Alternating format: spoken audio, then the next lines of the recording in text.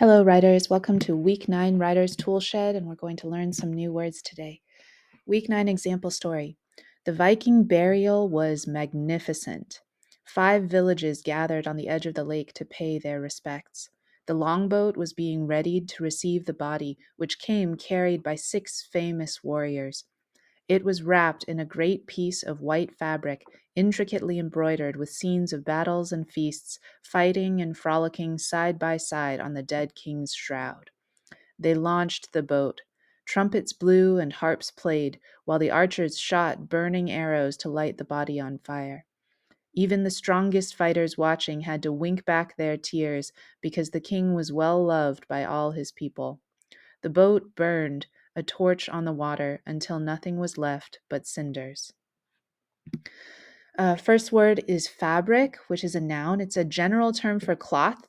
So you can go to a fabric store and you can see all the different types of cloth, maybe wool cloth, cotton cloth, plush, fuzzy cloth, and you can use it to make clothing out of. When you're writing with it, you can use fabric uh, to mean that kind of a cloth. And you might hear the word fiber, are the individual strands that make up the cloth. They both start with F, so it's easy to confuse, but fabric is the cloth itself. Fiber is the individual pieces and strands woven in there. Intricate is an adjective. It means full of fine, complex detail.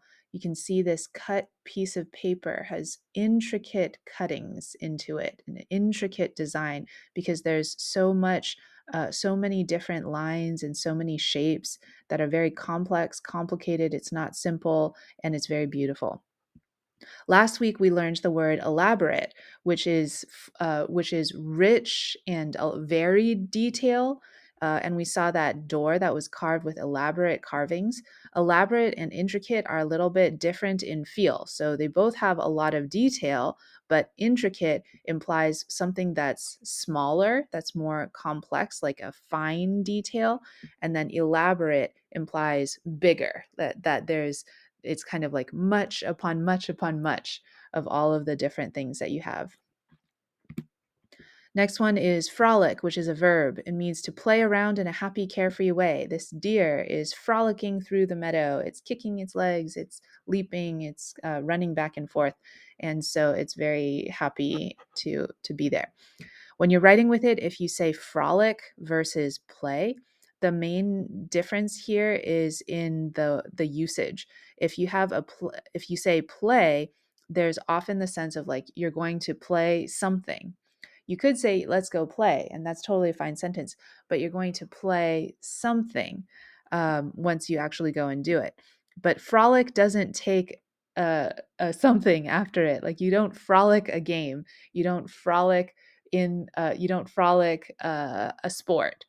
And so it's this general sense of like frolicking is just something you do by itself. It has no object.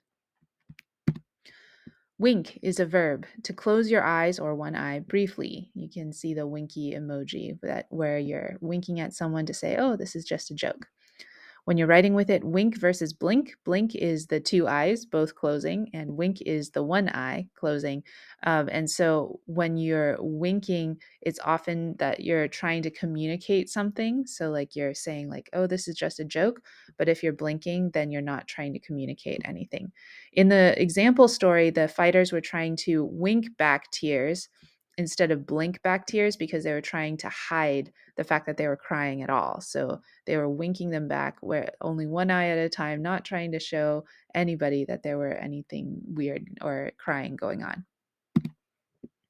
Cinders is a noun. It means coal, wood, or other material that's been burned almost to ashes. You can see the fire here has burned this wood, and there are still pieces. There are noticeable pieces. It's not just the fine dust, which would be the ashes, but you have the cinders here. Cinders are different from embers because embers are still burning.